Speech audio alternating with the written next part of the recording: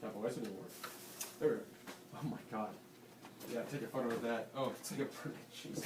This is where It's like being in an abandoned factory. this So is where Mike Shapiro worked. this is where Mike worked. So this was Mike's first real office, and in particular, MDB was basically invented in this chair, and we spent a lot of time on that whiteboard working on MDB. So we developed MDB in Solaris 7, and Mike and I were gatekeepers on Solaris 7, and we developed MDB to really help us debug the operating system. So he was developing the debugger, and I was actually trying to use the thing to be useful. And so frequently, I would need some additional API, and I would come walking over here. I would sketch it out on the whiteboard exactly what I needed, and he would often go implement it, and I would go implement additional modules. But it was a great partnership. We really did terrific work with MDB.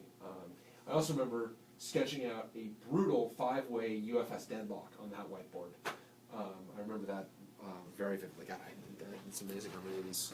And in this conference room, this is Crystal Springs. And God, I remember. Now, for whatever reason, I don't know why, in this conference room, I can only remember fights happening in this conference room. This conference room, it was just like battlefield.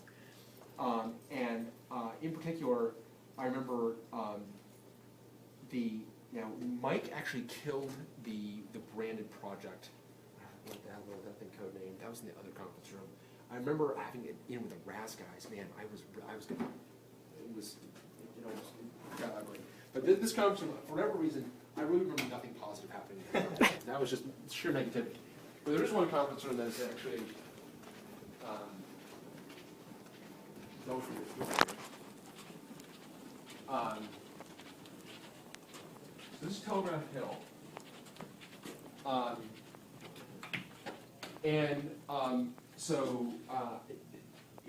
What I remember most vividly in this conference room is Mike, Adam, and I had a brutal DTrace problem that we were trying to figure out the solution to. And the problem was the stability semantics we were going to associate with probes, which is a very arcane problem, right? I mean, most people today don't pay attention to the probe stability. But it was a very important part of DTrace, and we took it very seriously.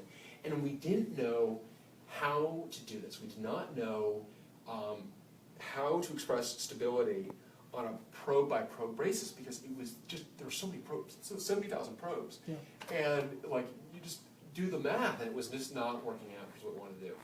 And for a lot of reasons, in terms of the way they were matched, there's a lot of arcane reasons why.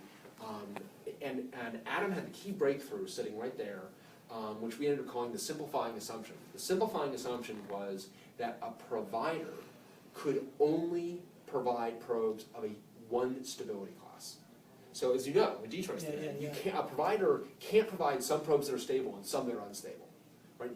All probes from a provider have the exact same stability semantics, and that simplified the implementation enormously, made the implementation possible, really. So that simplifying assumption, it was one of those things where we got gridlocked, and then the simplifying assumption unleashed everything, and we were able to make progress again. But it definitely happened. What I remember most happening in this room. Was there a K-Stat influence to that? Because K-Stat, at the time, we've already exported a bunch of unstable stuff. It did not. Nothing had programmatically exported stability at that time. That's correct, and that's why it would have been a lesson. Yeah, it would have been. Yeah, that's true. It was 3, 4, 4, 5. Right. In our tour of 2017, 4-3. Right.